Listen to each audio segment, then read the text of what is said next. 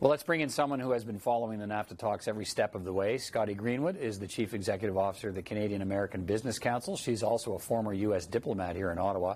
She's usually in Washington when we have a chance to talk to her, but happens to be in Canada's capital today. Scotty Greenwood, good to see you. Thank you. Good to be here. Thanks for being here. So as you watch all of this unfold now, day after day in Washington, where do you think we're at? What do you think we're at in terms of the state of the negotiations? Well, Peter, look, both sides, the United States and Canada, and Mexico for that matter, but U.S. and Canada for this conversation, both want a trilateral deal, and both are hoping to get there. And our view is that good policy makes good politics. The challenge, though, is if you put the politics ahead of the policy, there are challenges both in the U.S. and Canada. The U.S. cares mostly about its midterms. Canada has an election coming up at some point. And so it'll be interesting to see whether the politics win the day or the policy wins the day, policy being a trilateral deal. So your view is that the politics has overtaken it now, that everybody's considering the political consequences of whatever they might do, which is maybe overshadowing the potential or overtaking the potential for a smart deal on both sides? Hasn't overtaken it yet, but it's hanging right there. And what I mean by that is we have another week in order to get a good deal, a good policy deal, which would be a trilateral modernized NAFTA between U.S., Canada, Mexico. After that deadline that the U.S. has set for itself, September 30th, then if there isn't a deal with Canada, I think the U.S. moves ahead with a Mexico-only deal. That's not good policy, but that's good politics. And it may be good politics for Canada to allow that to occur. I think that would be unfortunate. It's the wrong outcome. But if politics is over policy, then we might be there, and that would be very troubling, actually, to our economy. What about they seem to be talking at, you mentioned the deadline, they're talking at sort of cross purposes. The U.S. says, look, there's a deadline. We want this by October 1st. The Canadian side is, Chrystia Freeland says, we're not watching the clock. There's no real deadline. Been at this 13 months. It'll just we'll sort of get to it when we get to it, but we want the best deal for Canada. Is that a problem?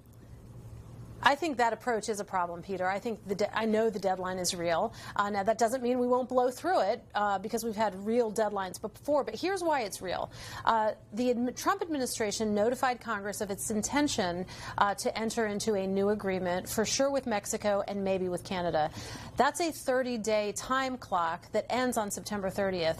Then they provide Congress with text. And if Canada hasn't agreed to a deal with the United States, then the text that goes to Congress is Mexico only, and Canada will be left sitting on the sidelines. And I think the political calculation that Canada has to make is, if we're on the sidelines, could a U.S.-Mexico deal only pass muster or not? And that's a big that's a calculated risk that they have to think about. And I have a view of that. You may have a view of that. Well, let's get your view of it. Okay. That's the view I'm interested in getting, because, I mean, Canada seems to be banking a lot on friends in Congress. And some of the language we've heard coming out of some Congress people in the last number of days is sort of raising questions about how much Canada can still rely on friends in Congress to make sure that they won't like the idea of a two-state deal coming for them, that Congress will want to see Canada there too. Can Canada still rely on that?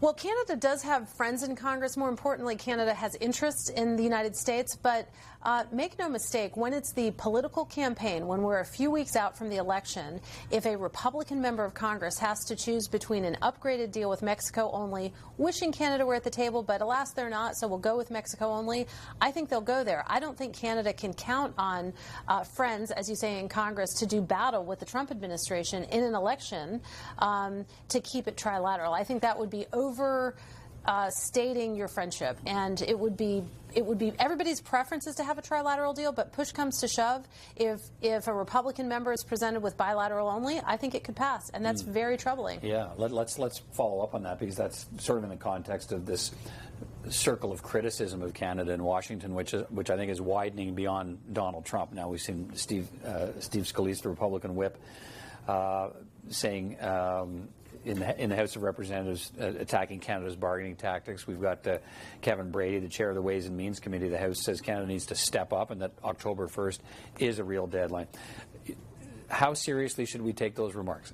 I would take them really seriously, Peter. These are not backbench members. These are Republican leadership that are clearly signaling to Canada it's time to do a deal. And again, they prefer a trilateral deal. They're trying. This is pressure tactics being ramped up, saying we don't want to go it alone with Mexico, but if we have to, we will. And I would listen to that very carefully, because again, it's not like people are going to do battle in their re-election to stick up for Canada. They're going to do what they need to do to get through the election. And if that means an improved deal with Mexico only, get to Canada later, then so be it. The conversation seems to have turned now to the issue of tariffs from the Canadian side, wanting guarantees from the American side that we'll get some kind of a carve out, that we won't be subjected to more tariffs from the U.S. president. We've got them on aluminum and steel.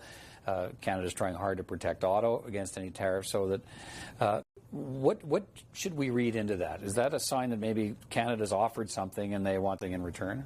So that's the whole reason to do a free trade deal, right? That's what these deals are about. They're about getting rid of tariffs. They're about having tariff-free access to each other's markets. So the whole reason to do a deal right now is to get rid of the tariffs, not have a reason to be retaliating, and be able to do business as we want to do. That's the whole impetus for a free trade deal. And that's why getting a deal is much better than not getting a deal. Because, you know, this sort of formulation of we're not going to take a, quote, bad deal for Canada. Well, the current situation is a bad deal for Canada, because the current situation is one of tariffs and retaliation. So if we don't reach an agreement, whatever the agreement is, we don't have a path to free trade. We don't have a path to tariff-free access. So you're absolutely right. The whole ball game is tariff-free access to each other's markets. That's what we're fighting for here. Let's finish on this. The relationship between the people at the table is always so important in these big trade negotiations.